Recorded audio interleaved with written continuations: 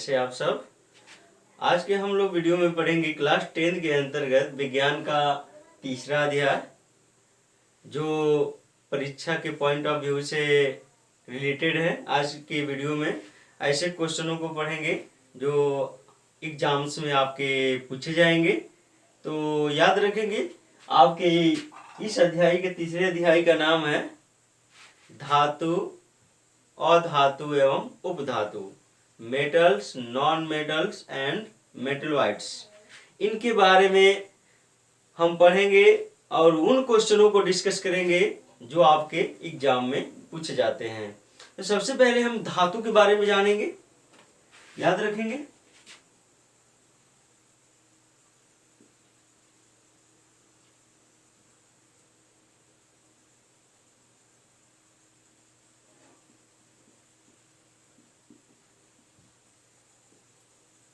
Metals, धातु क्या होती हैं, इनके बारे में जानेंगे। तो याद रखेंगे, हमने आपको इसके बारे में जब इसका अध्याय पढ़ाया था तो आपको हमने वहां बताया था कि धातु क्या होती है। लेकिन यहाँ पर भी जब परीक्षा में पूछा जाता है धातु के बारे में, धातु के गुणधर्म के बारे में, तो आपको बता दें कि धातुएं वे तत्व लिख सकते हैं आप लोग, वे तत्व जो विद्युत के एवं ऊष्मा के सुचालक होते हैं। ऐसे तत्व के बारे में आप लोगों ने पढ़ा था कि जो दुनिया में पदार्थ होते हैं, जो सूक्ष्म कणों से मिलकर बने होते हैं, वे तत्व कहलाते हैं। पदार्थ के वे तत्व के बारे में हमने आपको बताया था कि वे सूक्ष्म कण जिनसे पदार्थ निर्मित होते हैं वो तत्व कहलाते हैं।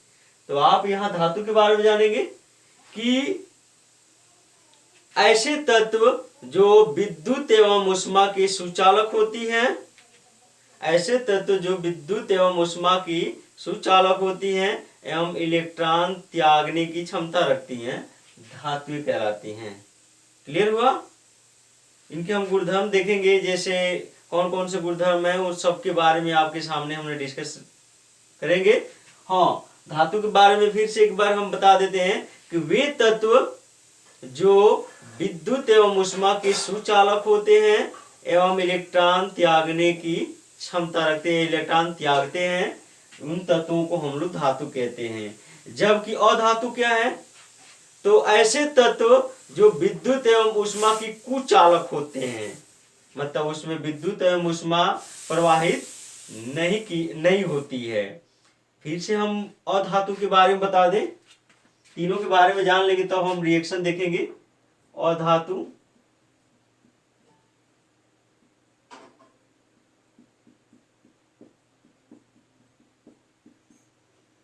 नॉन मेटल, सिंगुलर में बता रहे हैं। अधातु किसे कहते हैं? तो ऐसे तत्व जो विद्युत एवं ऊष्मा के कुचालक होते हैं, माने उसमें विद्युत और ऊष्मा प्रवाहित नहीं हो सकती तथा इलेक्ट्रॉन ग्रहण करने की क्षमता रखते हैं, उनको क्या कहते हैं? अधातु, नॉन मेटल्स कहते हैं। तो फिर समझेंगे, ऐसे तत्व जो विद्युत एवं ऊष्मा की कुचालक होते हैं एवं इलेक्ट्रॉन ग्रहण करते हैं, वे अधातु कहलाते हैं। जबकि उपधातु के बारे में जानेंगे। उपधातु, जिसको हम लोग मेटलॉइड्स कहते हैं, मेटलॉइड्स।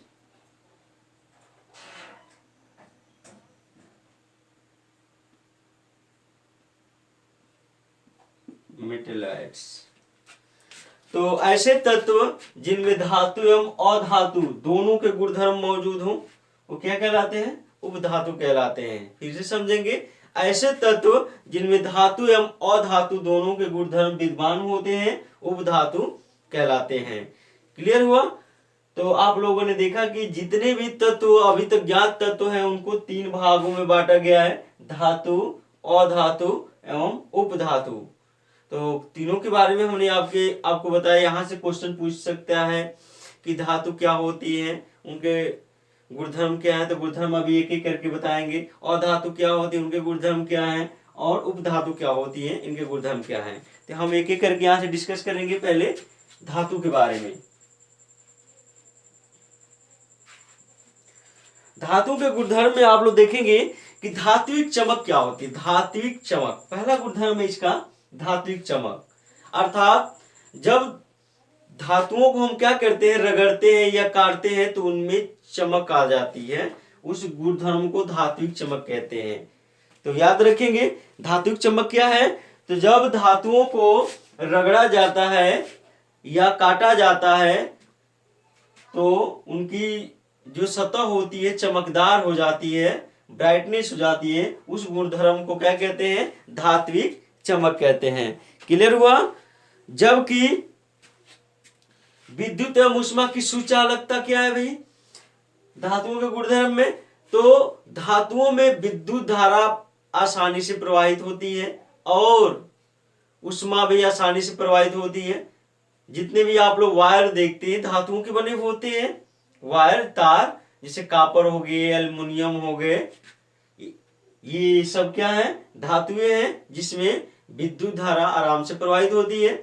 और ऊष्मा की सुचालक का मतलब क्या है, एक सिरा जब धातुओं का हम लोग हीट करते हैं, गर्म करते हैं, तो दूसरा सिरा उसका धीरे धीरे धीरे धीरे गर्म हो जाता है। इसका मतलब क्या कि उसमें जो सुचालक का गुण होता है, अर्थात एक स्थान से दूसरे स्थान तक उसमें जो इलेक्ट्रॉन होते हैं वो स्थानांतरित हो जाते हैं। एक सिरा गर्म होने से वो धीरे धीरे धीरे धीरे दूसरा सिरा गर्म हो जाता है। तो धातु के उस गुणधर्म को कहा जाता है विद्युत एवं ऊष्मा की सुचालकता। तो दो गुणधर्म आप लोगों ने देखा, धात्विक चमक और विद्युत एवं ऊष्मी सुचालकता।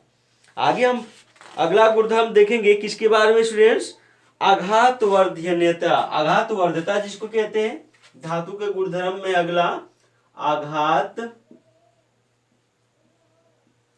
वर्ध्यता या वर्धनीयता भी कहते हैं उसको।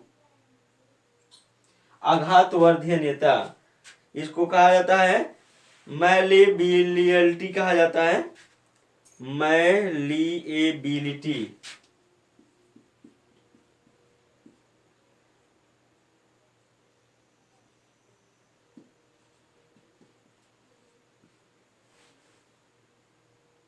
मैलिएबिलिटी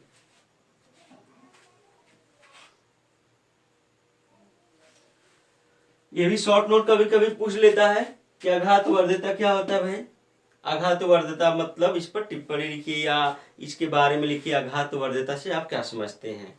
तो जब धातुओं को हम क्या करते हैं, पीटते हैं, तो धातुएं क्या होती है, फैलती है, मतलब अपने आकृति में फैल जाती हैं। इसी गुणधर्म को आघातवर्धता कहा जाता है। अर्थात कुछ धातुएं आघातवर्धनी होती है, अर्थात उन्हें पीट कर पतली चादर के रूप में बनाया जा सकता है।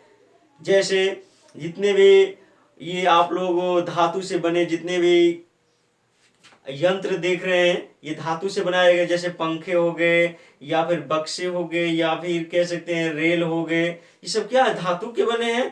तो धातु को पीट कर पतली चादर के रूप में या विभिन्न प्रकार के औजारों के रूप में बनाना, तो कह सकते हैं कि धातुओं को पीट कर पतली चादर के रूप में बनाना क्या कहलाता है, आघातवर्धता कहलाता है। और सबसे आघातवर्धनीय धातु कौन है, तो सबसे आघातवर्धनीय धातु है स्टूडेंट्स, जिसमें आप लोगों की आ जाएगी चांदी हो जाएगा, सोना हो जाएगा, ये सबसे क्या है, आघातवर्धनीय धातुएं हैं। उनमें आघातवर्धता का सबसे ज्यादा गुणधर्म पाया जाता है। तो आघातवर्धता हो गया। दूसरा हो तन्यता के बारे में पूछ सकता है, तन्यता।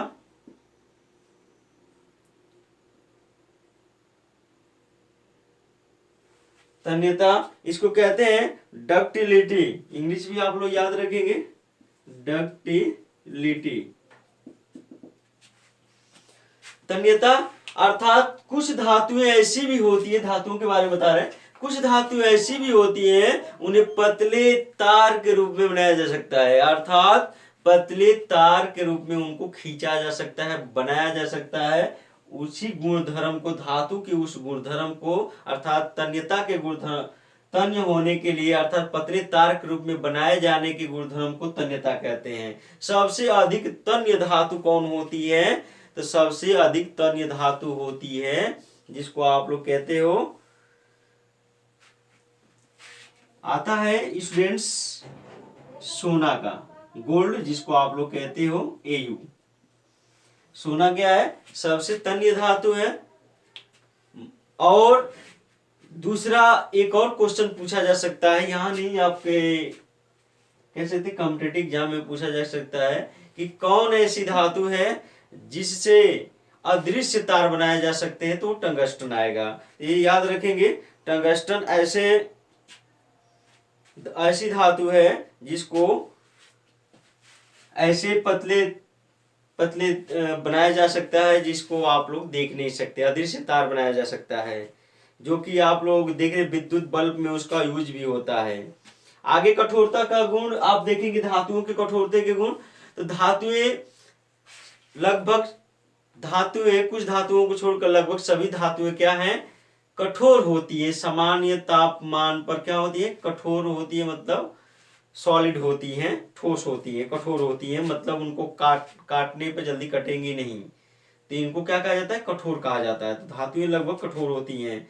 और धातुओं के लगभग गुणधर्म, घनत्व की बात किया जाए, कठोरता के बाद घनत्व की भी देख लेते हैं। तो जो धातुएं होती है स्टूडेंट्स, उच्च इनके घनत्व होते हैं। यदि घनत्व पूछा जाए तो धातुओं के घनत्व क्या होते हैं? उच्च होते हैं। हाँ, भंगुरता के बारे में जानेंगे। भंगुरता क्या होता है? तो धातुएं सामान्यतया कठोर होती है, जिस कारण इन्हें भंगुरता का गुण पाया जाता है। अपवाद जिंक होता है। जबकि ध्वनि, धातुओं को पीटने पर क्या निकलती है? ध्वनि निकलती है, साउंड निकलता है। तो ये हमने 7-8 गुणधर्म जो बताए हैं, ये आपको याद रखना है। धात्विक चमक हो गई आपकी, फिर विद्युत एवं ऊष्मा की सुचालक, फिर आपको हमने बताया था आघातवर्ध्यता, तन्यता, कठोरता, घनत्व, भंगुरता, ध्वनि। अब ये सब क्या है? ये धातुओं के गुणधर्म है। आगे देखेंगे धातुओं के रासायनिक गुण। कुछ यहाँ से रिएक्शन पूछा जा सकता है आप लोगों से एग्जाम में। धातुओं के रासायनिक गुणधर्म में क्या पूछेगा स्टूडेंट्स? धातुओं की ऑक्सीजन से अभिक्रिया, धातुओं की ऑक्सीजन से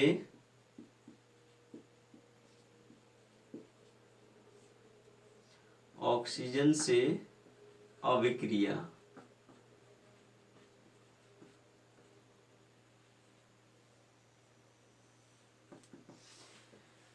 reaction of metal with oxygen. तो धातुएं क्या करती हैं? ऑक्सीजन से क्रिया करके धातु ऑक्साइड बनाती हैं। आपसे कोई पूछेगा एग्जाम में ही पूछ दिया जाए कि धातुओं की ऑक्सीजन से अभिक्रिया जो होती है तो क्या प्राप्त होता है? तो धातु ऑक्साइड बनता है। जैसे आप लोग एग्जाम्पल देख लेंगे, एग्जाम्पल इंपॉर्टेंट है। ये मैग्नीशियम हो गया, इसकी क्रिया किससे हो रही है स्टूडेंट्स? ऑक्सीजन से हो रही है। तो क्या प्राप्त हो रहा है? Magnesium oxide. तो मैग्नीशियम ऑक्साइड हो गया। तो आप लोग ने देखा कि जब धातुएं ऑक्सीजन से अभिक्रिया करती हैं तो धातु का ऑक्साइड बनता है। ये धातु हो गया, धातु, और ये हो गया ऑक्सीजन। ये धातु ऑक्साइड हो गया, धातु ऑक्साइड। क्लियर? तो आपसे पूछा जाए कि धातुओं की क्रिया किससे? ऑक्सीजन से होती है, तो क्या बनता है स्टूडेंट्स? धातु ऑक्साइड बनता है। आप लोगों ने रिएक्शन भी यहाँ पर जाना, तो इसमें रिएक्शन देना अनिवार्य होता है, लिखने के साथ साथ रिएक्शन देना भी अनिवार्य होता है। आगे देखेंगे, कुछ और भी रिएक्शन दिया है, लेकिन आप लोग एक ही रिएक्शन याद रखेंगे। आप लोग ज्यादा रिएक्शन पढ़ना है तो आप लोग बुक का सहारा ले सकते हैं, क्योंकि हम उतना डीपली आपको नहीं पढ़ाएंगे जितना डीपली आप लोग सिलेबस में पढ़े थे। यहाँ पर उन्हीं क्वेश्चनों का डिस्कस करेंगे जो आपके एग्जाम में पूछे जाएंगे। आगे पूछा जा सकता है कि धातुओं की जल से अभिक्रिया होती है तो क्या होता है, रिएक्शन दीजिए। धातुओं की जल के साथ अभिक्रिया, धातुओं की जल के साथ अभिक्रिया।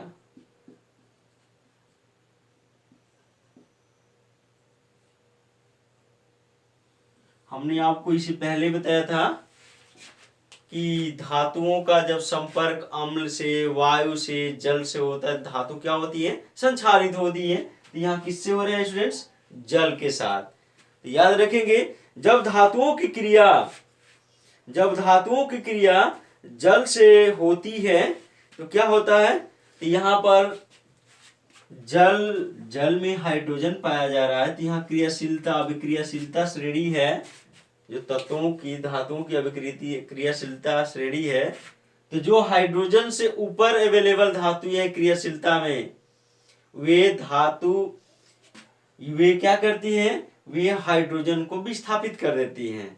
जबकि हाइड्रोजन से क्रियाशीलता में नीचे उपस्थित धातुएं क्या होती हैं, उनके यौगिकों से विस्थापित हाइड्रोजन को नहीं कर पाती हैं।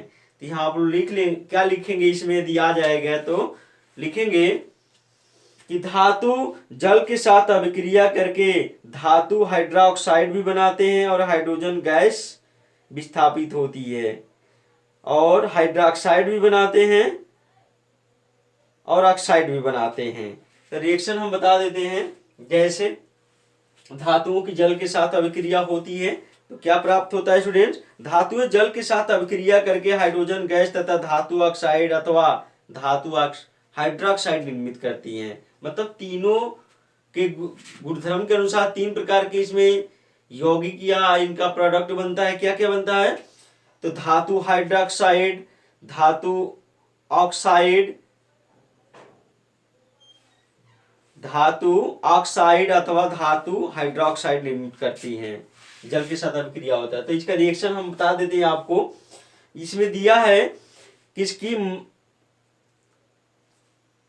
मैग्नीशियम नहीं है, मैग्नीज है, मैग्नीज भी नहीं है, मेटल दिया हुआ है इसमें। कैल्शियम का देखेंगे, कैल्शियम एक धातु है जिसकी क्रिया जल के साथ हो रही है। कैल्शियम की क्रिया किससे हो रही है, जल के साथ, 2H2O। कैल्शियम की क्रिया जल के साथ हो रही है तो क्या बन रहा है स्टूडेंट्स, बन रहा है कैल्शियम हाइड्रोक्साइड, कैल्शियम हाइड्रोक्साइड। और यहां से हाइड्रोजन गैस विस्थापित भी होगी, हमने पहले ही आपको बता रखा है। यह हाइड्रोजन गैस क्या होगी, विस्थापित होगी, मतलब यहां से निकलेगी। जब कैल्शियम की क्रिया किससे हो रही है, जल के साथ हो रही है, तो कैल्शियम हाइड्रोक्साइड और हाइड्रोजन गैस विस्थापित हो रही है। जबकि दूसरा आप लोग देखेंगे ये हाइड्रोक्साइड है, कैल्शियम हाइड्रोक्साइड। तो हाइड्रोक्साइड का निर्माण हुआ। आगे हम देखेंगे कि ऑक्साइड कैसे बन रहे हैं। तो इसमें दिया है स्टूडेंट्स किसका, आयरन का, जंग लगने का सूत्र। तो यहां पर देखेंगे कि आयरन की क्रिया जल के साथ हो रही है, जल वाष्प के साथ, भाप के साथ। तो ये आयरन है, लोहा की क्रिया किसके साथ हो रही है, जल वाष्प, H2O। ये वाष्प है,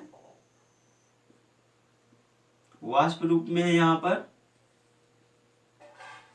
जैसे आप लोगों के खिड़की दरवाजे लगते हैं तो जल वाष्प खिड़की पे आकर क्या हो जाते हैं, बारिश की बूंदे आकर उस पर चिपक जाती है, जिससे जंग लग जाता है उस पे, धातु पे अर्थात लोहे पर। वही रिएक्शन आप लोग दे रहे हैं यहाँ पर। तो आयरन की क्रिया किससे हो रही है, जलवाष्प से हो रही है। तो क्या बन रहा है स्टूडेंट्स, जलवाष्प के कितने यहाँ अणु लिए गए हैं, 4। क्या बनेगा, Fe3O4 यहाँ बनेगा प्रोडक्ट में, Fe3O4। यही जंग लगने का सूत्र है, जंग जो लग जाता है उसका सूत्र है। और यहाँ से हाइड्रोजन गैस क्या होगी, विस्थापित होगी 3H2। ये हाइड्रोजन गैस रूप में है यहाँ पर और यहाँ पर भी, और ये क्या है, एकवच रूप में है दोनों। तो आप लोगों ने देखा यहाँ पर कि आयरन की क्रिया जल के साथ हो रही है, तो आयरन ऑक्साइड और हाइड्रोजन गैस विस्थापित हो रही है। आगे धातुओं के हाइड्रोजन के साथ अभिक्रिया, ये भी रिएक्शन पूछा जा सकता है।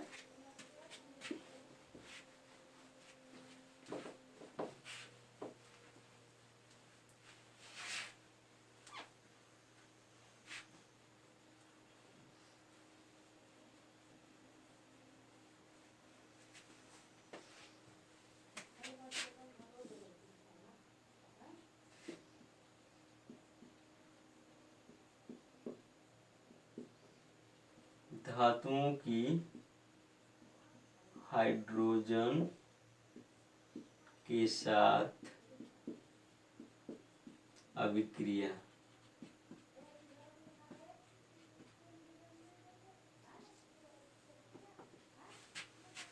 Reaction of metal with hydrogen. तो याद रखेंगे इसमें कि जब धातुओं की हाइड्रोजन के साथ अभिक्रिया होती है तो क्या बनता है। तो सामान्यतः धातुएं हाइड्रोजन से क्रियाशीलता नहीं दर्शाती है, परंतु कुछ क्रियाशील धातुएं सोडियम, पोटेशियम, कैल्शियम आदि हाइड्रोजन से संयोग करके धात्विक लवण के समान ठोस यौगिक अर्थात हाइड्राइड का निर्माण करते हैं। एक रिएक्शन दे देते हैं आपको, यहाँ पर आप लोग इसके बारे में यदि आ जाएगा कि धातुओं की हाइड्रोजन के साथ अभिक्रिया होती है तो क्या होता है, क्या लिखेंगे कि धातुएं जो होती हैं सामान्यतः धातुएं जो होती है हाइड्रोजन के साथ अभिक्रिया नहीं दर्शाती है, लेकिन कुछ धातुएं जो होती हैं वो अभिक्रिया दर्शाती है। जो ज्यादा क्रियाशील धातु होती है वो अभिक्रिया करती है हाइड्रोजन के साथ, जैसे कैल्शियम। कौन कौन है, नाम याद रखेंगे, सोडियम, कैल्शियम और पोटेशियम, तीन धातुएं हैं जो क्या करती हैं, हाइड्रोजन के साथ अभिक्रिया करती हैं। तो इसमें एक हम बता देते हैं सोडियम का। यहाँ पर सोडियम किसके साथ अभिक्रिया करेगा, सोडियम अभिक्रिया करेगा हाइड्रोजन के साथ, और क्या बनेगा स्टूडेंट्स, बनेगा सोडियम हाइड्राइड, बनेगा सोडियम हाइड्राइड। ये हो गया सोडियम और NaH, ये सोडियम हाइड्राइड है।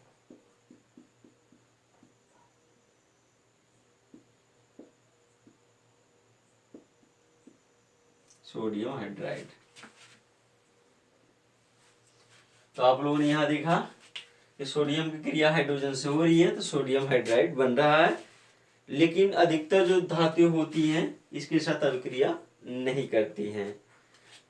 अब अम्लों के साथ अभिक्रिया, धातुओं की यही ज्यादा पूछा जाता है कि जब धातुओं की क्रिया अम्लों के साथ ये भी संचारित होंगी, हमने आपको बता रखा है।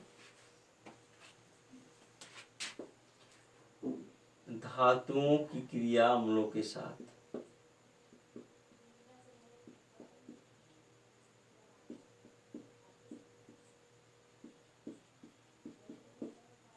अम्लों के साथ reaction of metal with acids.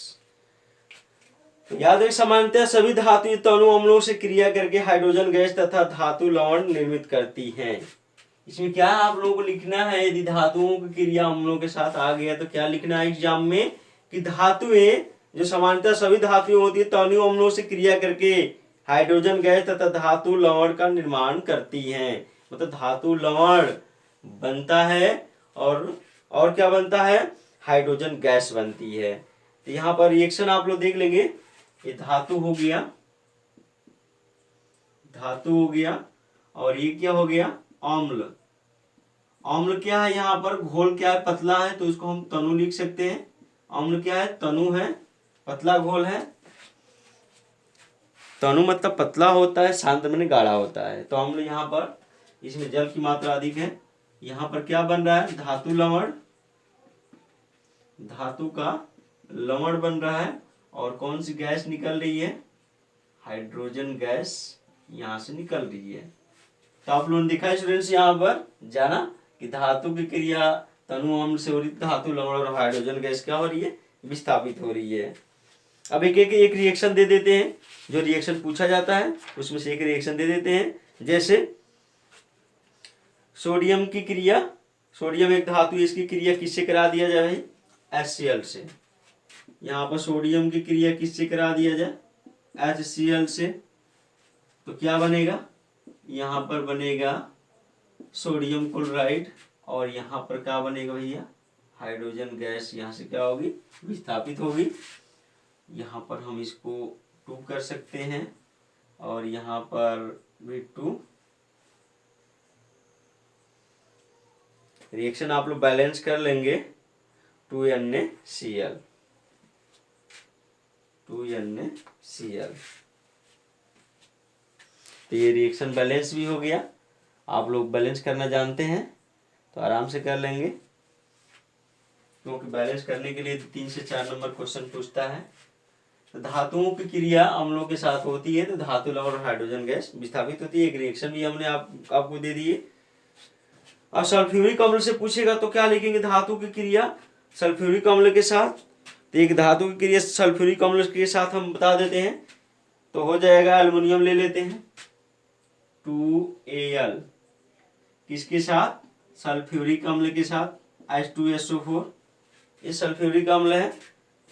यहाँ पर देख रहे हैं एल्युमिनियम की क्रिया किसके साथ हो रही है, सल्फ्यूरिक अम्ल के साथ। यहाँ 3 अणु लिए गए हैं सल्फ्यूरिक अम्ल के। प्रोडक्ट में क्या बनेगा, तो प्रोडक्ट में बनेगा स्टूडेंट्स Al2SO4 का होल थ्राइस, Al2SO4 का होल थ्राइस, एल्युमिनियम सल्फेट, यहाँ एल्युमिनियम सल्फेट बनेगा। और क्या बनेगा, और हाइड्रोजन गैस यहाँ से क्या होगी, विस्थापित होगी। यहाँ से हाइड्रोजन गैस क्या होगी, H2 है, सॉरी, हाइड्रोजन गैस विस्थापित होगी। कितनी है, तो यहाँ से 3 हाइड्रोजन गैस निकलेगी। यहाँ पर यदि तीर का निशान ऐसे दे दी आपके एग्जाम में, तो घबराना नहीं है। ये गैस रूप में ये क्या होती है, रिएक्शन से बाहर निकलती है। तो आप लोगों ने देखा यहाँ पर एल्युमिनियम की क्रिया सल्फ्यूरिक अम्ल से हो रही है, तो एल्युमिनियम सल्फेट और हाइड्रोजन गैस बन रही है। अब यहाँ पर एक इंपॉर्टेंट बता देते हैं कि एक नाइट्रिक अम्ल के साथ भी रिएक्शन दे देते हैं। ये तो हाइड्रोक्लोरिक अम्ल हो गया, सल्फ्यूरिक अम्ल, एक नाइट्रिक अम्ल के साथ धातुओं की क्रिया दे देते हैं। जैसे मैग्नीशियम है, मैग्नीशियम की क्रिया किससे, HNO3, ये नाइट्रिक अम्ल है। तो मैग्नीशियम की क्रिया नाइट्रिक अम्ल के साथ हो रही है, 2 अणु लिया गया है। तो क्या बन रहा है स्टूडेंट्स, बन रहा है magnesium nitrate, magnesium nitrate, MgNO3, magnesium nitrate, MgNO3। और हाइड्रोजन गैस क्या हो रही है, बाहर निकल रही है। यहाँ पर हाइड्रोजन गैस बाहर निकल रही है। तो आप लोगों ने यहाँ देखा कि मैग्नीशियम नाइट्रेट बना है और हाइड्रोजन गैस विस्थापित हो रही है। रिएक्शन आप लोग बैलेंस कर लेंगे, इजी है। अब यहाँ पर एक और क्वेश्चन इंपॉर्टेंट है, एक्वारेजिया। एक्वारेजिया, यस, आप लोगों के लिए एक्वारेजिया यहाँ से क्वेश्चन पूछता है। कई बार इसको घुमा घुमा कर क्वेश्चन को पूछा है, हम आपको बता देते हैं।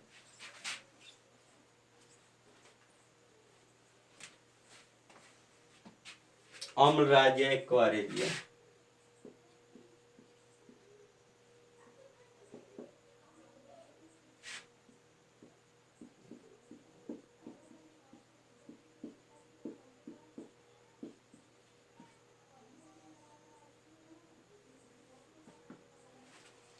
ये क्वेश्चन कई बार पूछा गया है।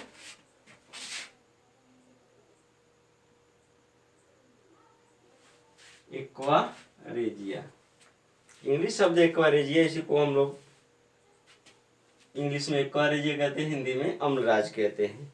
इसमें क्या होता है स्टूडेंट्स, क्वेश्चन क्या पूछा गया है आप लोगों से कि कोई आभूषण साफ करने वाला जो होते हैं, गांव में जाते हैं आभूषण को क्लीन करने के नाम पर जाते हैं, लोगों को बेवकूफ या ठग देते हैं, घर के औरतों को मूर्ख बना देते हैं। कैसे? कहेंगे कि लाइए अपने गहने और हमें दे दीजिए, हम उसको क्या कर देंगे, एकदम नया की तरह कर देंगे।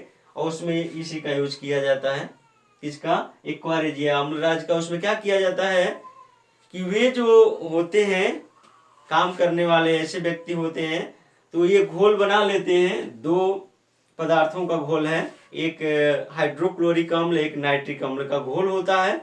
कितना कितना परसेंट होता है हम आपको बताएंगे जस्ट अभी, लेकिन जान लेंगे क्या होता है कि दोनों घोल को मिला देते हैं, इसको बना लेते हैं अम्लराज को, और उसमें धातु को डाला जाता है, सोने और चांदी को। तो क्या कर देता है, उसको गलाने की क्षमता रखता है, उसको कह सकते हैं कि गला भी सकता है। लेकिन वो थोड़े देर तक डाल देते हैं तो उसको क्या कर देता है, ऊपरी परत को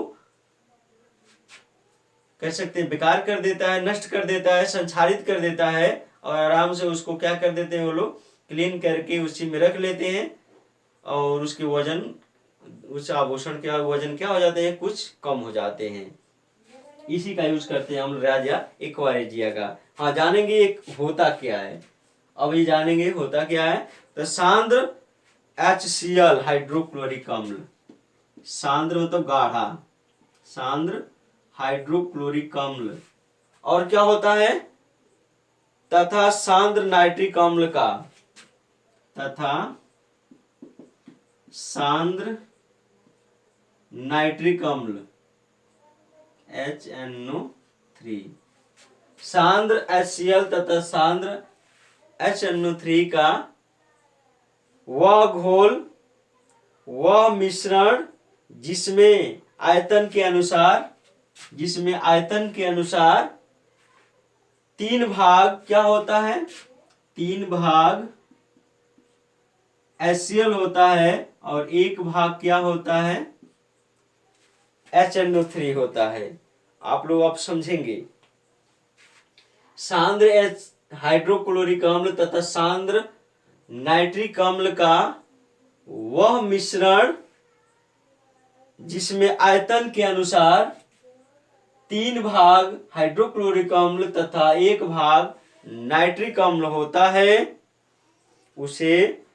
उस घोल को अम्लराज या एक्वारेजिया कहते हैं।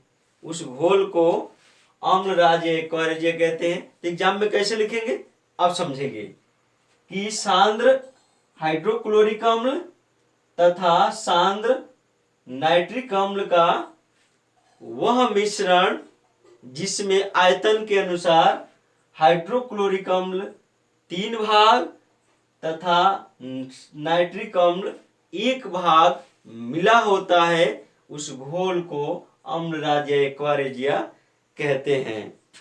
यह घोल धातुओं को गलाने की क्षमता रखता है, जो चक्रिता श्रेणी में कह सकते हैं कि जो एक्वारेजिया होता है इसकी प्रकृति संक्षारक होती है, मतलब धातुओं को संक्षारित कर देती है।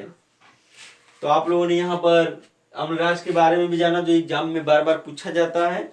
आगे हम पढ़ेंगे किसके बारे में, तो और भी कुछ इंपॉर्टेंट पॉइंट्स को पढ़ेंगे, जिसमें धातुओं की क्रिया किससे दिया है, क्लोरीन से। तो धातुएं क्लोरीन से क्रिया करके क्या बनाती है, धातु क्लोराइड बनाती हैं। जैसे धातुएं क्लोरीन से क्रिया करके धातु क्लोराइड बनाती हैं। जैसे मैग्नीशियम किससे क्रिया किया है, ये मेटल्स है, मेटल्स को दर्शा रहा है यहाँ, मेटल्स, एम मतलब मेटल्स। तो सीधा सीधी इसमें जान लेंगे, ज्यादा इसमें इंपॉर्टेंट जो है हम बता दे रहे हैं इसमें कि धातुएं क्लोरीन से क्रिया करके धातु क्लोराइड बनाती हैं।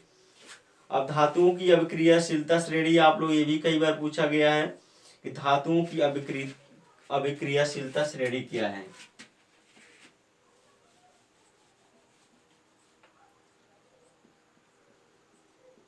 धातुओं की अभिक्रियाशीलता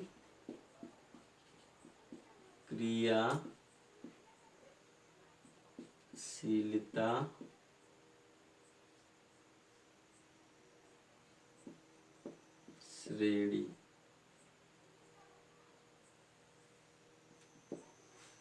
इसमें जो धातुएं अधिक क्रियाशील होती हैं उनको अपर लेवल पर रखा गया है और जो कम क्रियाशील होती है उसको नीचे रखा गया है। तो एक क्रियाशीलता श्रेणी याद रखेंगे। सबसे ऊपर होती है कौन सी धातु? तो पोटेशियम होती है, सोडियम, कैल्शियम हम लिख देते हैं। Potassium, sodium, calcium, potassium, sodium, calcium, magnesium, aluminium, zinc, magnesium, aluminium, zinc. एक क्रियाशीलता श्रेणी याद रखेंगे आप लोग। Aluminium, zinc, iron, tin, lead, iron, tin, lead,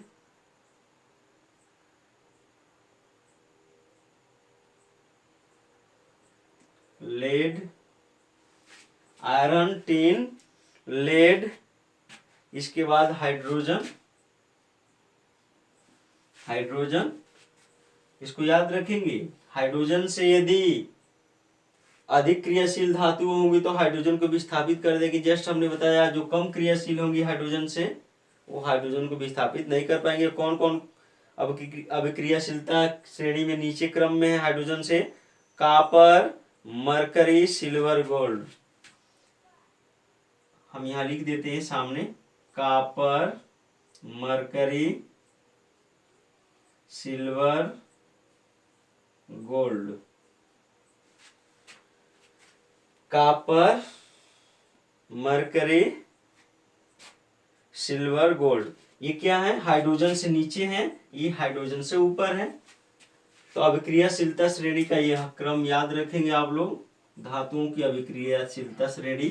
सबसे अधिक क्रियाशील धातु, सबसे अधिक क्रियाशील धातु ये है। धीरे धीरे धीरे धीरे कम होती जाएंगी। ये सबसे कम क्रियाशील धातु, कम या लिख सकते कम क्रियाशील धातु।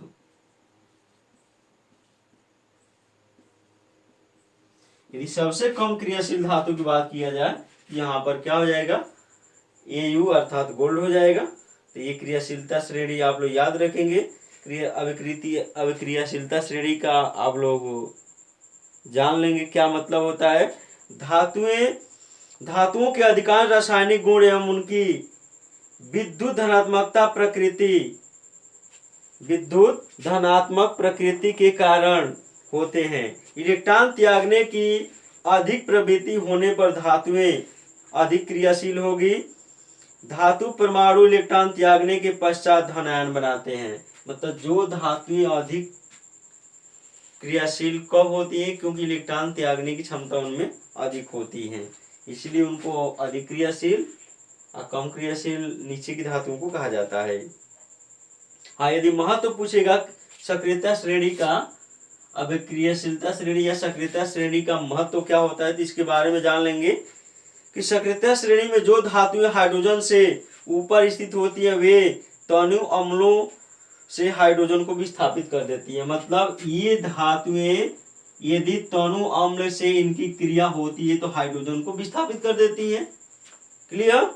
जबकि दूसरा क्या देख रहे हैं कि अभिक्रियाशीलता श्रेणी में हाइड्रोजन से नीचे स्थित धातुएं की क्रिया तनु अम्लों से होती है तो हाइड्रोजन को विस्थापित नहीं कर पाती हैं। 2 पॉइंट आप लोग याद रखेंगे। आगे हम जानेंगे अधातुओं के बारे में। तो अधातुओं के बारे में हमने जान लिया है, थोड़ा बहुत बता देते हैं उनके बारे में भी।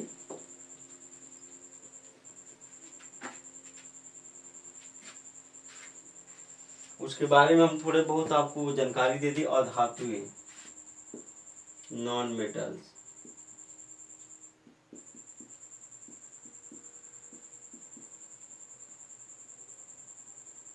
Non metal.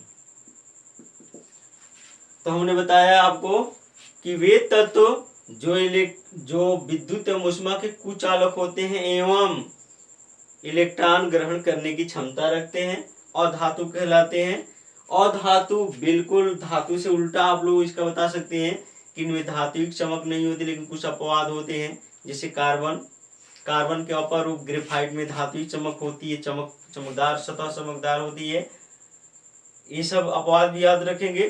तो धात्विक चमक हो गए। फिर विद्युत एवं ऊष्मा की क्या चीज कुचालक होती है, लेकिन एक कार्बन का अपर रूप भी हमने बताया ग्रेफाइट होता है, जो क्या होता है विद्युत की सुचालक होता है। उसमें विद्युत धारा ऊष्मा क्या दोनों प्रवाहित होती है। तो ये अपवाद हो जाएंगे। आगे इसके बारे में जानेंगे अधातु के बारे में। धात्विक चमक भी जान लिए आप लोग। विद्युत एवं ऊष्मा की अचालकता भंगुरता का गुण, ये टूट जाती है। अधातुएं भंगुर नहीं होती है, भंगुर होती हैं। ठीक है, अधातुएं भंगुर होने का मतलब क्या, टूट जाती है। ठोस धातुओं को पीटने पर ये चादर में परिवर्तित नहीं होती है, क्योंकि इनकी प्रकृति भंगुर होती है, अर्थात इन्हें हथौड़े से पीटने पर टूट जाती हैं।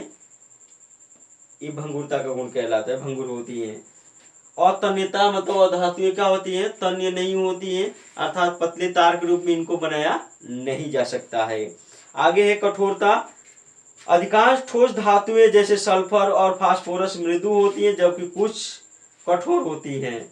इसका कार्बन अपरूप सर्वाधिक कठोर पदार्थ है। इसका अपवाद क्या है, कार्बन का अपर रूप जो होता है हीरा सबसे कठोर पदार्थ होता है, याद रखेंगे, अपवाद है।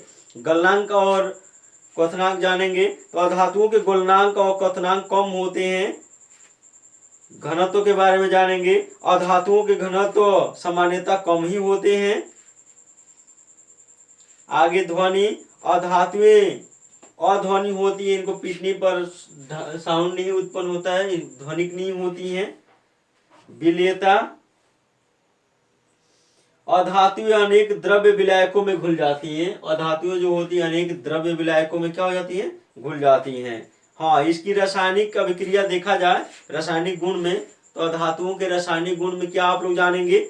तो अधातुओं की क्रिया जब ऑक्सीजन से होती है, तो अधातुएं ऑक्सीजन से क्रिया करके ऑक्साइड निर्मित करता है। इन ऑक्साइडों की प्रकृति अम्लीय या उदासीन होती है, अम्लीय या उदासीन होती है।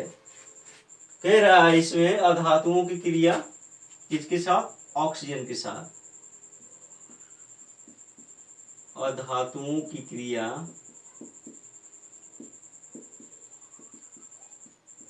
ऑक्सीजन के साथ,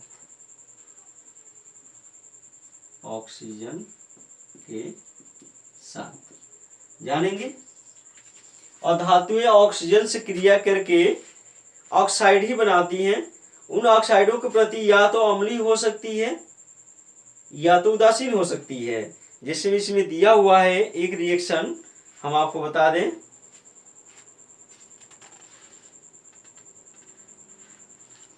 एक रिएक्शन दिया है, जैसे कार्बन की क्रिया किससे, ऑक्सीजन से।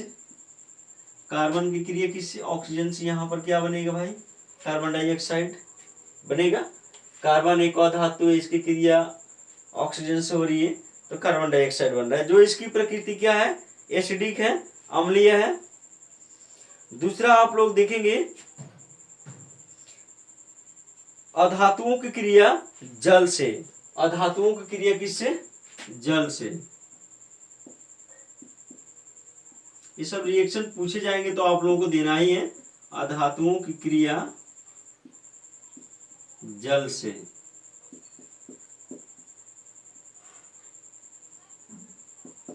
जब अधातुओं की क्रिया जल के साथ होती है तो क्या बनता है, तो अधातुएं जल के साथ अब क्रिया नहीं दर्शाती हैं।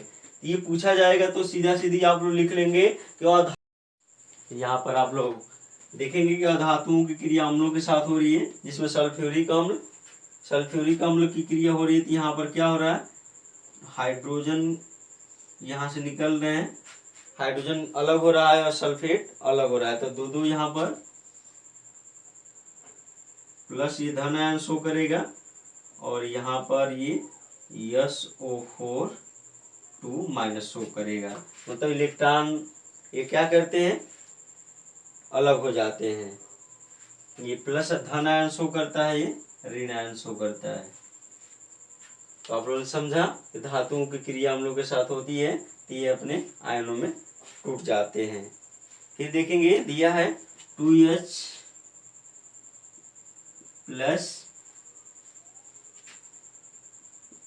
2E, 2 इलेक्ट्रॉन यहाँ पर लिया गया है, तो क्या बना है, यहाँ पर हाइड्रोजन गैस बनी है। यहाँ पर ये क्या कर रहा है, 2 इलेक्ट्रॉन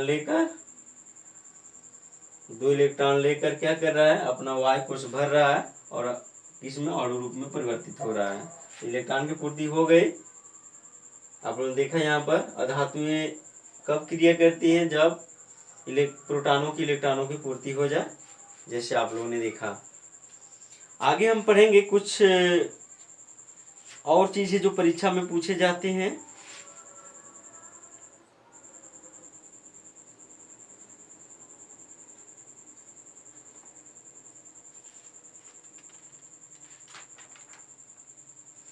विद्युत संयोजकता अगला टॉपिक होगा, विद्युत संयोजकता।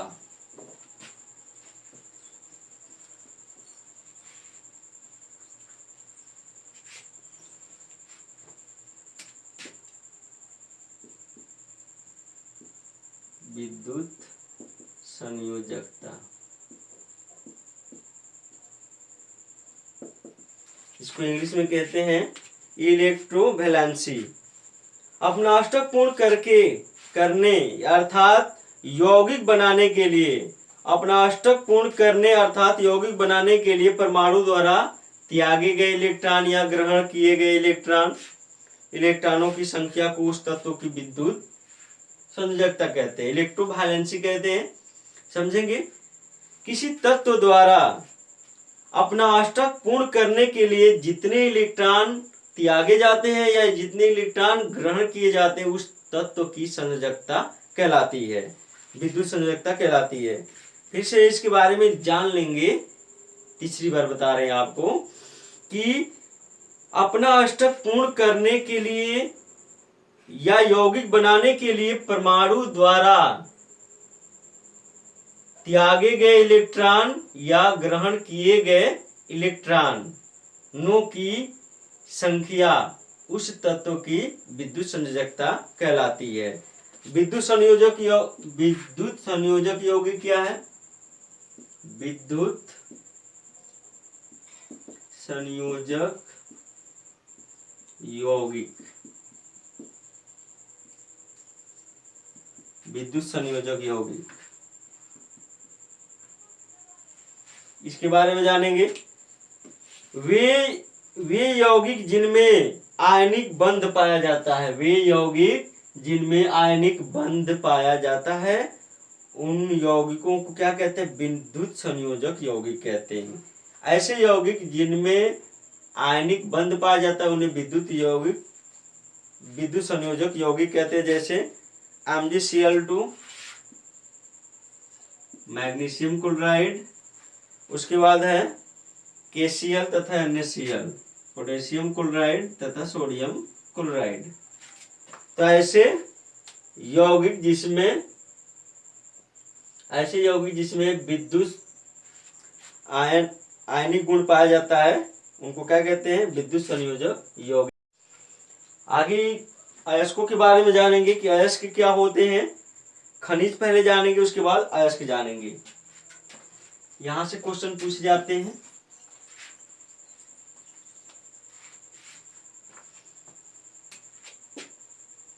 खनिज, मिनरल्स,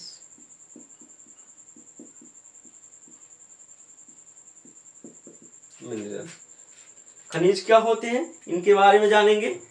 तो प्रकृति में धातुएं जिन यौगिकों के रूप में पाई जाती है वे खनिज कहलाते हैं। प्रकृति में धातुएं जिन यौगिकों के रूप में पाई जाती है वे खनिज कहलाते हैं।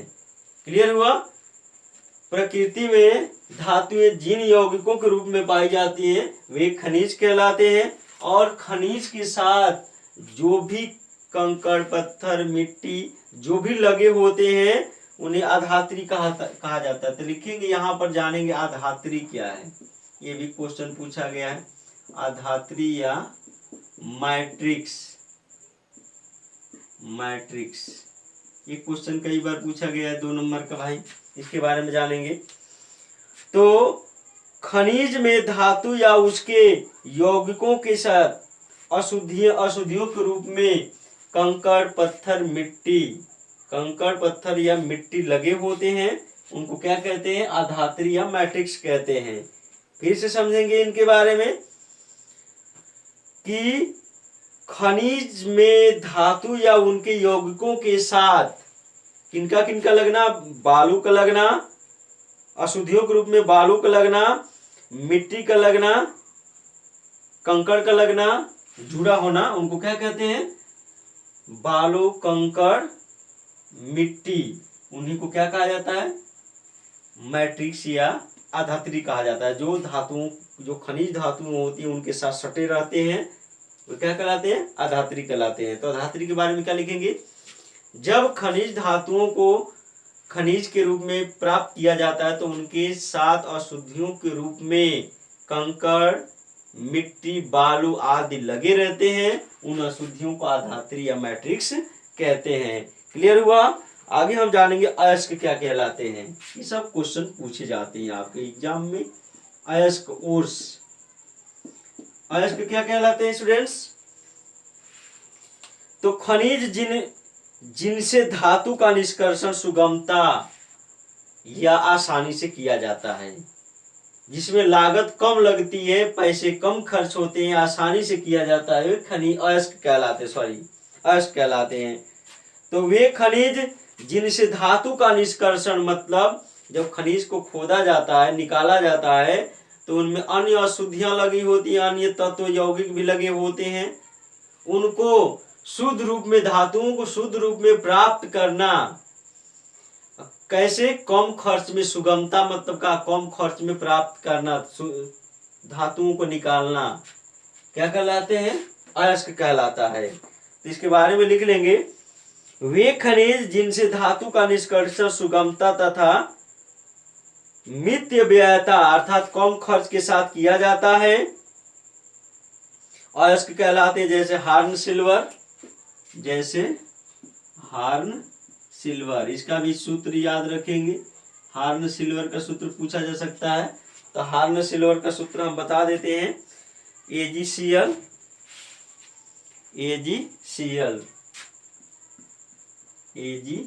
ये हार्न सिल्वर हो गया। आगे कार्नेलाइट,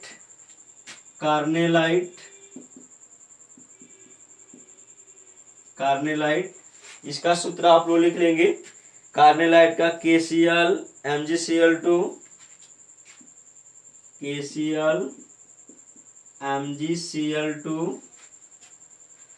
और दिया हुआ है 6H2O। ये कार्नेलाइट है। ये क्या है? अयस्क है। यहाँ पर सिल्वर को शुद्ध रूप में प्राप्त करने के लिए क्लोरीन को हटाना पड़ेगा। कार्नेलाइट में हम लोगों को पोटेशियम को, मैग्नीशियम को हटाने के लिए क्लोराइड को और जल को हटाना पड़ेगा। तो ये आगे विधियों के बारे में पढ़ेंगे, किन विधियों द्वारा इनको शुद्ध किया जाता है। तो ये अयस्क हुए। तो आप लोगों ने देखा यहाँ पर कि जो खनिज, वे खनिज जिनके साथ क्या होते हैं?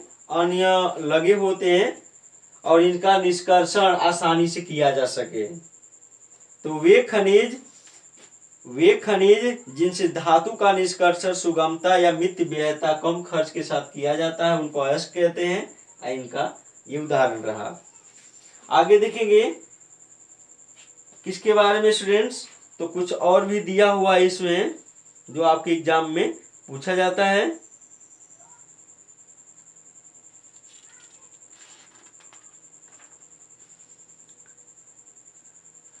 अयस्कों का समृद्धीकरण, ये इंपॉर्टेंट क्वेश्चन है। अयस्कों का समृद्धीकरण,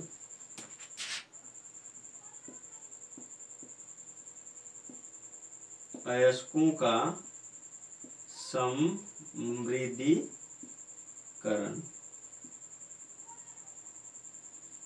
ये भी क्वेश्चन कई बार पूछा गया, अयस्कों का समृद्धीकरण क्या है। इनरिचमेंट ऑफ ओर्स, अयस्क के अनावश्यक पदार्थ गैंग का पृथक्करण करना। मतलब जो इनके साथ अशुद्धियां लगी होती है या धात्री लगे होते हैं, मैट्रिक्स लगे होते हैं, किनके साथ भाई, अयस्क के साथ जो अशुद्धियां लगी होती है, मिट्टी, रेत या कंकड़ पत्थर आदि लगे होते हैं, उनको अलग करना, पृथक्करण करना क्या कहलाता है, अयस्कों का समृद्धीकरण कहलाता है भाई, या अयस्क का सांद्रण कहलाता है। अयस्क से गैंग को हटाने के लिए जिन प्रक्रियाओं का उपयोग होता है वे अयस्क तथा गैंग के भौतिक या रासायनिक गुणों पर आधारित है। तो आप लोगों ने देखा कि अयस्क या गैंग, गैंग जिसको कह रहे हैं, मैट्रिक्स कह रहे हैं, धात्री कह रहे हैं, जो खनिज के साथ लगे होते हैं उनको हटाना, पृथक करना, अलग करना क्या कहलाता है, अयस्कों का समृद्धीकरण करता है या अयस्क का सांद्रण कहलाता है। यहाँ पर और भी दो चीजें दिखेंगी, सीने बार और कॉपर ग्लांस। यहाँ पर सीने बार के बारे में थोड़ा पढ़ लेंगे।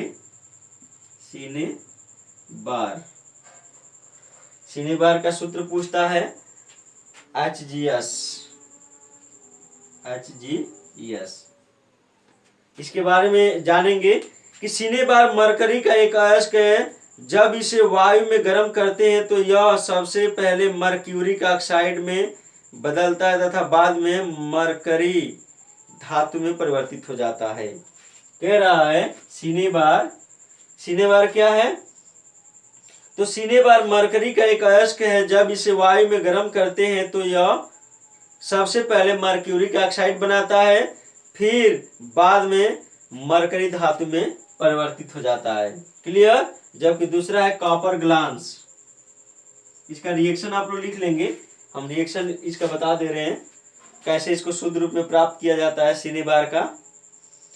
तो 2HgS, 2HgS, इसको किसके साथ, वायु के साथ क्रिया कराया जाता है, 3 ऑक्सीजन के साथ। कोई वस्तु जलती है या दहन होता है तो ऑक्सीजन से क्रिया आप लोग करा लीजिएगा। दहन का मतलब क्या होता है, जलना, किसके साथ, ऑक्सीजन के साथ। क्या बन रहा है, 2HgO, HgO, ये क्या बना, मरकरिक ऑक्साइड। जबकि यहाँ तापन दिया गया है, ताप दिया गया है, तापन किया गया है। दूसरा दिया है इसको क्या किया गया है, 2HgO, इसको भी ताप दिया गया है। तो यहाँ पर ये मरकरी और ऑक्साइड में चेंज हो गया है। यहाँ भी तापन दिया गया है, इसमें चेंज हुआ है Hg+O2। यहाँ हमको क्या प्राप्त करना है, मरकरी प्राप्त करना है शुद्ध रूप में। तो सीने बार में हमको शुद्ध करने के लिए क्या किया जाता है, तो आप लोगों ने देखा कि पहले यहाँ सल्फर निकली हुई है, इस चीज का ध्यान देंगे। Sulphur dioxide 2SO2, sulphur dioxide निकली हुई है। ठीक है, रिएक्शन गलती हो जाता है ना, यहाँ पर ये ऑक्सीजन निकला हुआ है और सल्फर भी निकला हुआ है। तो इस तरह हम लोग सीने बार से हम शुद्ध रूप में किसको प्राप्त करते हैं, मरकरी को प्राप्त करते हैं। दूसरा है कॉपर ग्लांस।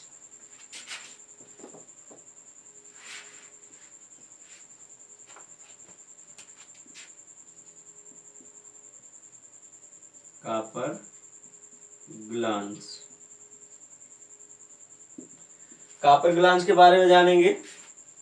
इसका सूत्र है Cu2S, Cu2S, ये कॉपर ग्लांस है। इसका भी रिएक्शन हम बता देते हैं।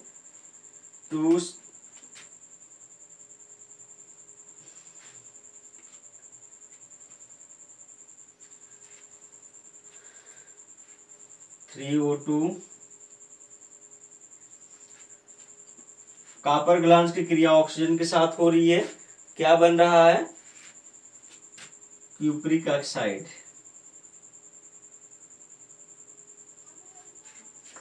सुपरिक ऑक्साइड, दो अणु, और यहाँ पर क्या निकलेगा, यह सल्फर यहाँ से क्या करेगा, निकल जाएगा 2SO2, ये गैस रूप में यहाँ से क्या हो जाएगा, निकल जाएगा। यहाँ भी हीट किया गया है, याद रखेंगे ये चिन्ह किसका है, हीट करने के लिए हीट किया गया है, गर्म किया गया है, गर्म। ठीक है स्टूडेंट्स, फिर यहाँ पर 2CuO, यहाँ भी तापन दिया गया है, इसकी क्रिया किससे हो रही है, Cu2S, Cu2S, तो बन रहा है 6Cu, यहाँ भी गर्म किया गया है,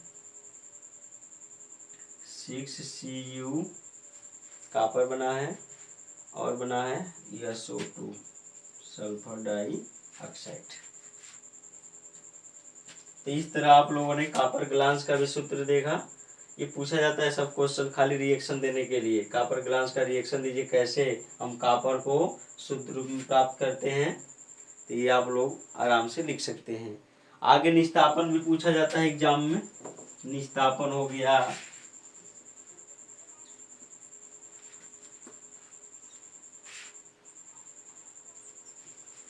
दो तीन क्वेश्चन और इम्पोर्टेंट रहने वाले हैं आप लोगों के लिए। भर्जन, रोस्टिंग देखेंगे, भर्जन,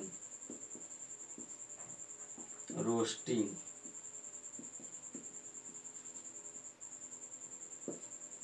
रोस्टिंग।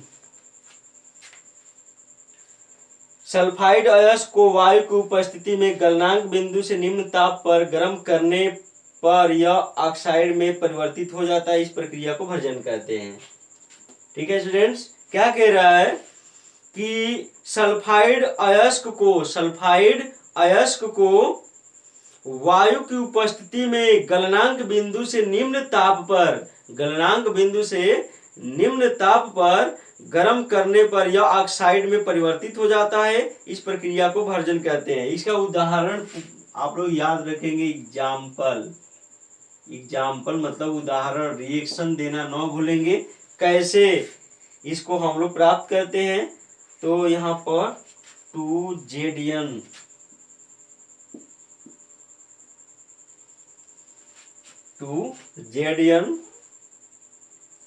इसकी क्रिया किससे हो रही है, तो ऑक्सीजन से हो रही है। हमें क्या प्राप्त हो रहा है स्टूडेंट्स, प्राप्त हो रहा है जिंक ऑक्साइड, जिंक ऑक्साइड प्राप्त हो रहा है, और यहाँ से सल्फर डाइऑक्साइड क्या हो रही है, बाहर निकल रही है, ये सल्फर डाइऑक्साइड हो गई। ठीक है स्टूडेंट्स, रिएक्शन बैलेंस कर लेंगे। तो यहाँ पर जिंक सल्फाइड की क्रिया ऑक्सीजन से हो रही है, तो जिंक ऑक्साइड और सल्फर डाइऑक्साइड बाहर निकल रही है, ये रिएक्शन हो गया। दूसरा है निस्तापन, निस्तापन,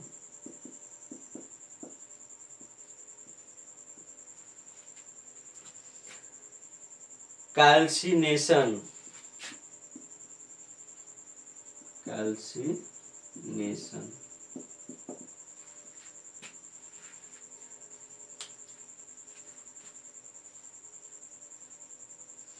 इसके बारे में जानेंगे। वायु की अनुपस्थिति में, यहाँ वायु की उपस्थिति में था, यहाँ वायु की अनुपस्थिति में सांद्रित अयस्क को उसके गलनांक से नीचे परंतु उच्च ताप पर गर्म करने पर ऑक्साइड में परिवर्तित करने का प्रक्रम निस्तापन कहलाता है। फिर समझेंगे कि वायु की अनुपस्थिति में सांद्रित अयस्क को उसके गलनांक से नीचे परंतु उच्च ताप पर गर्म करके ऑक्साइड में परिवर्तित करने का प्रक्रम निस्तापन कहलाता है। एग्जाम्पल लिख लेंगे, एग्जाम्पल इंपॉर्टेंट है।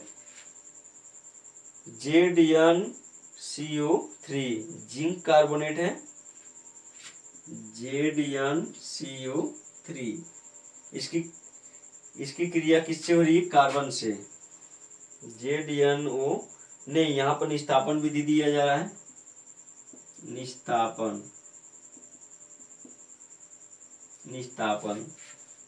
यहाँ पर वर्जन आप लोग लिख लेना, वर्जन क्या बन रहा है, तो ZN zinc oxide, zinc oxide बन रहा है, और यहाँ पर कार्बन डाइऑक्साइड निकल रही है, कार्बन डाइऑक्साइड निकल रही है। क्लियर।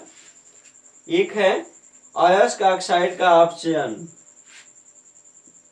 अयस्क ऑक्साइड का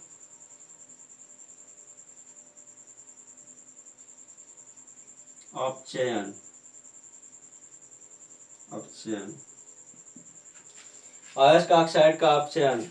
जब धातु ऑक्साइड यहां देख रहे हैं, जब धातु ऑक्साइड अयस्क के धातु में परिवर्तित की प्रक्रिया है, धातु ऑक्साइड अयस्क के धातु में परिवर्तित की प्रक्रिया है, परिवर्तन की प्रक्रिया है। यह ऑक्साइड को गर्म करके की जा सकती है, ऑक्साइड को गर्म करके की जा सकती है। ये हो गया ZnO, जिंक ऑक्साइड, और इसको क्या किया जाता है, कार्बन से क्रिया कराया जाता है। तो क्या प्राप्त होता है भाई, हमको जिंक प्राप्त हो जाता है शुद्ध रूप में। यहाँ पर से कार्बन डाइऑक्साइड क्या होती है, कार्बन मोनोऑक्साइड बाहर निकल जाती है, कार्बन मोनोऑक्साइड गैस रूप में निकलेगी। तो आप लोगों ने देखा यहाँ पर अयस्क ऑक्साइड का अपचयन कराया जाता है, तो ऑक्सीजन का निकलना क्या कहलाता है, अपचयन कहलाता है। तो यहाँ ऑक्सीजन निकल रहा है, कार्बन के साथ जुड़ रहा है यहाँ पर, और जिंक शुद्ध रूप में हमको क्या हो रही है, प्राप्त हो रही है। तो ये सब निष्ठापन वर्जन भी पूछा जाता है एग्जाम में, आप लोग याद रखेंगे इनको। आगे धातुओं का परिष्करण, इसके बारे में हम बता देते हैं, आप लोग लिख लें। इसमें विद्युत अपघटनी अपचयन का यूज होता है परिष्करण में, धातु का परिष्करण। यह अपचयन के पश्चात धातु, इसको लिख लेंगे आप लोग, हम बोल दे रहे हैं।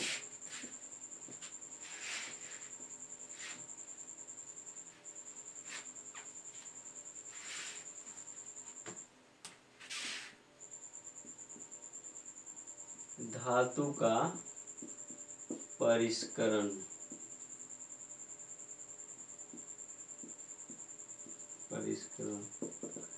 धातु का परिष्करण। रिफाइनिंग ऑफ मेटल्स, परिष्करण मतलब शुद्धिकरण, प्योरिटी से मतलब है यहाँ पर। यह अपचयन के पश्चात प्राप्त धातुओं के शुद्धिकरण की प्रक्रिया है। परिष्करण के लिए अनेक विधियां उपयोग में ली जाती है, परंतु सबसे सामान्य विद्युत अपघटनी परिष्करण है। Copper, tin, nickel, silver, gold आदि अनेक धातुओं का परिष्करण विद्युत अपघटन द्वारा किया जाता है। क्लियर हुआ। धातु का परिष्करण से क्या समझते हैं, तो यह अपचयन के पश्चात प्राप्त धातुओं के शुद्धिकरण की प्रक्रिया है। परिष्करण के लिए अनेक विधियां प्रयोग में ली जाती है, परंतु सबसे सामान्य विधि अपघटनी विद्युत अपघटनी परिष्करण है। Copper, tin, nickel, silver, gold आदि अनेक धातुओं का परिष्करण विद्युत अपघटन द्वारा किया जाता है। तो परिष्करण का मतलब क्या है, धातुओं को शुद्ध करने का मतलब है। धातु का परिष्करण मतलब धातुओं को शुद्ध रूप में प्राप्त करना।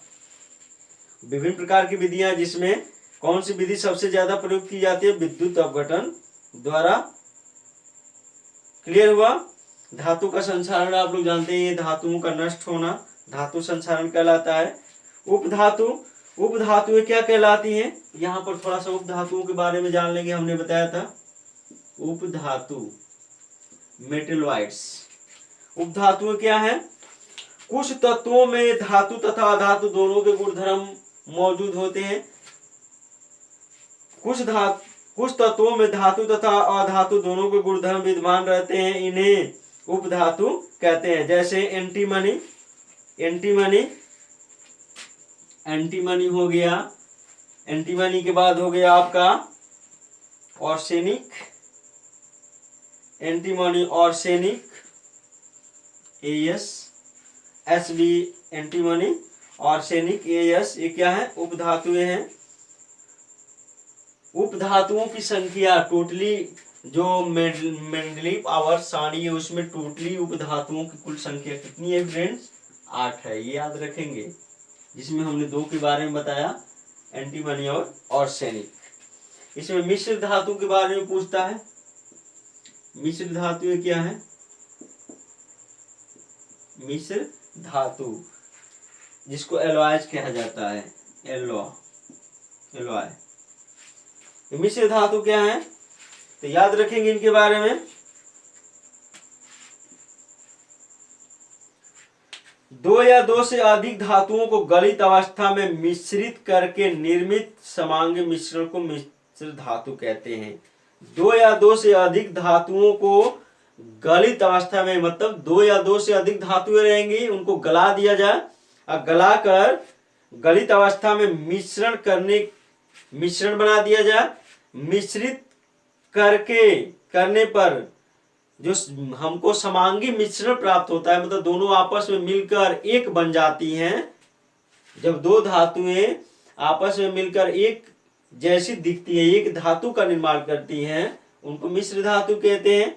वो समांगी मिश्रण कहलाता है, याद रखेंगे। इसका परिभाषा आप लोग लिख लेंगे। 2 या 2 से अधिक धातुओं को गलित अवस्था में मिश्रित करने पर मिश्रण, समांगी मिश्रण को, निर्मित मिश्रण, समांगी मिश्रण को क्या कहते हैं?